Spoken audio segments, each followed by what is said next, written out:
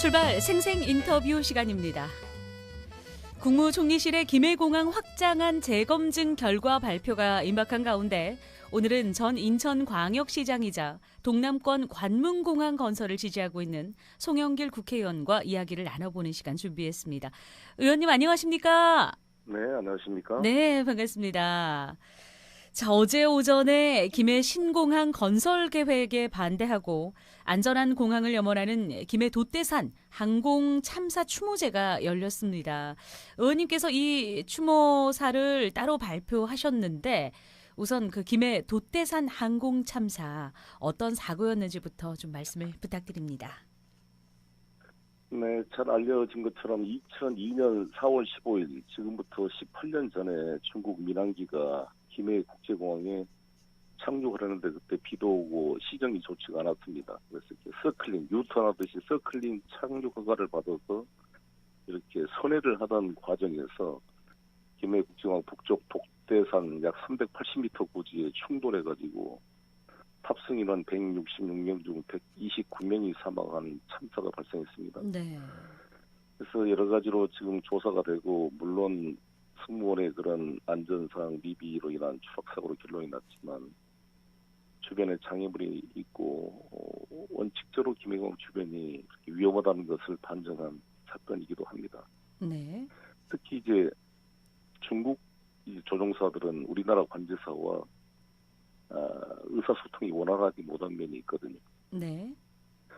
피니어도 이제 김해공항에 이제 들어오게 되는데 그런 외국 조종사들이 긴급한 상황에서 분초를 다투는 상황에서 의사소통이 실패하게 되면은 오판을 할 수가 있게 되는 거죠. 그렇죠. 근데 김해공항은 워낙 어려워서 베테랑 조종사들은 사실 뭐 착륙할 수는 있겠습니다만 이렇게 아직 경력이 부족한 조종사, 외국인 조종사, 지형에 익숙하지 않는 조종사들이 오게 되면 평상시에 괜찮겠지만 바람이 또 거꾸로 분다든지 서클링을 하고 우선에 한다든지 비나 안개 그리고 한번 착륙을 하려다가 실패해서 이제 재착륙을 하기 위해서 실패 접근이라 그러는데 다시 재이륙을 하려면 바로 우서클링을 하다가 이게 저쪽에 금정산 680m 고지에 충돌할 수가 있거든요. 네네. 상당히 좀 위험한 곳입니다, 이것이. 그렇죠. 최근에 그 의원님께서 개최하신 항공사 조종사와의 비공개 간담회에서도 이 참사에 대한 얘기가 나왔다고 들었습니다. 네. 저는 참 이해가 안 되는 게, 제가 이 책임자를 한다면 당연히 공항을 설계하고 판단할 때 공항을 실제 이용하는 조종사들의 의견을 들어야 될 것 같아요. 네. 우리가 우리 국민들이 승객으로 공항을 이용하긴 하지만 우리들은 수동적인 존재고 실제로 공항에 이착륙을 하는 사람은 조종사들인데 네. 조종사들이 가장 안전하다고 생각한 공항을 만들어야 되지 않겠습니까? 근데 저는 이 김해공항 확장안을 만들 때 뭐 프랑스의 무슨 공항 관련 ADPI라는 컨설팅 회사의 보고서를 기초로 했다 그러는데 조종사들의 의견을 체계적으로 수렴한 흔적이 하나도 보이지가 않아요. 그래서 제가 조종사들 한 30년 경력이 된 베테랑 기장들 5분을 모시고 제가 간담회를 했는데 대부분이 절대 안 된다는 겁니다.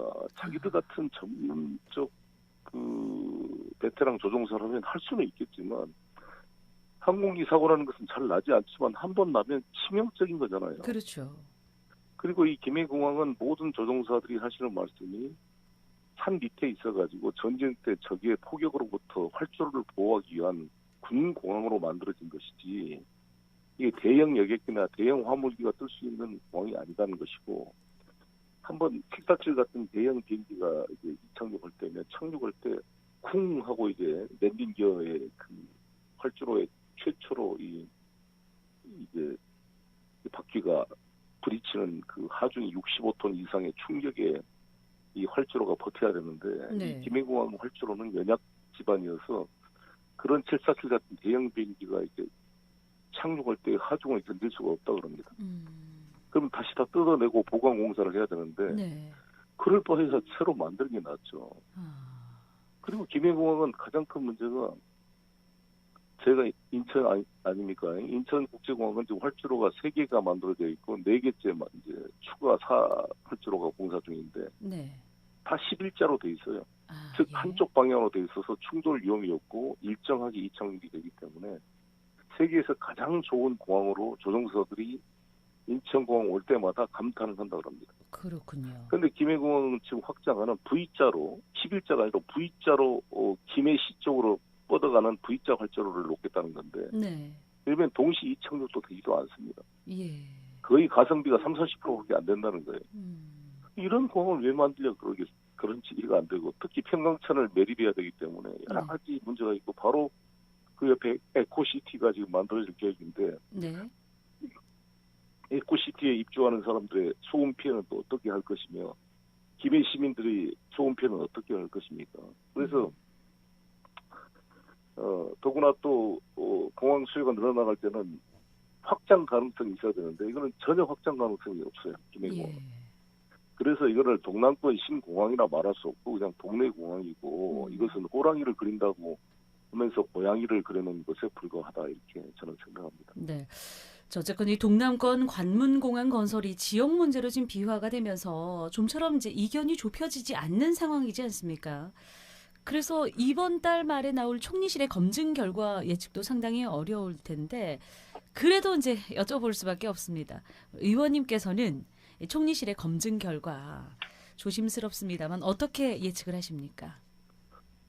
지금 총리실은 김수남 한양대 석좌 교수가 검증위원장으로 되어 있고 20명이 지금 검증을 하고 있는데 국토부에서는 계속 자신들의 그 잘못된 결정을 합리화하기 위해서 계속 영향력을 행사하려고 좀 하고 있는 것 같습니다. 네. 그런데 제가 우리 정세균 총리님께도 만나보고 구윤철 국무조정실장 장관님한테도 수차 말씀드렸습니다만 이런 기존 국토부가 자신의 잘못된 결정을 합리화하려는 이런 성향으로부터의 철저한 독립적 검증이 필요하다는 점을 강조해 왔습니다. 참 최근에 그래서 시뮬레이션 결과 검증산에 그 충돌하는 그 시뮬레이션 결과를 가지고 또 국토부에서는 자기들이 뭐 자체 또 검증을 가지고 제시하고 있다 그러는데 네.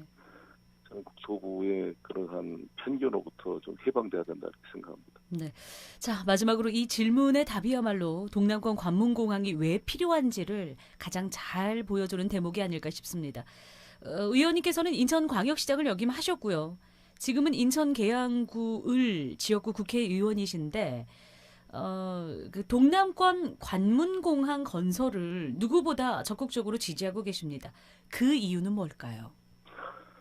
원래 국회의원은 국가 전체 이익을 위해서 의정활동을 하게 되어 있고요. 더구나 제가 5선 국회의원인데 지역을 넘어서 대한민국 전체를 고민할 수밖에 없는 입장이고 특히 지난번 제가 전당대회 당대표로 출마하면서 각 지역 현안들을 공부하면서 또 이 문제를 공부하게 되었습니다. 네. 그래서 많은 관심을 갖게 되었고 특히 제가 인천시장으로서 인천국제공항에 대해서 누구보다 애정을 가지고 공부해 온 사람으로서 이 동남권 신공항을 인천공항만큼은 아니라도 그 유사한 공항을 만들어야지 산속에 처박혀놓은 그런 동네 공항을 만들어 놓으면 네. 이 공항을 이용하는 수많은 시민들이 두고두고 욕을 할 겁니다. 어떤 어리석은 자가 그때 이런 결정을 했는가. 인천국제공항은 착륙할 때마다 모든 우리 국민들이 자랑스럽게 생각하잖아요. 외국인들도 놀랍니다. 대한민국의 이미지가 완전히 인천공항에 내리면서 확 바뀝니다. 이 존 F 케네디 공항이나 샤를드 드공 뭐 뉴욕 공항 같은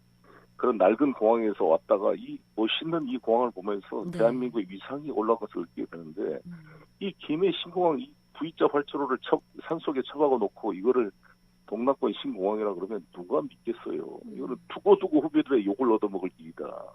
그래서 저는 가덕도로 뻗어나가서 비행기가 바다로 하늘로 나가야지 왜 산속으로 비행기를 처박아 놓습니까? 이거 절대 이거는 안 되니까 제가 확신을 가지고 이야기를 하고 있습니다. 네, 알겠습니다. 의원님, 이른 아침에 인터뷰 감사드립니다. 네, 감사합니다. 네, 지금까지 출발 생생 인터뷰 송영길 국회의원과 함께했습니다.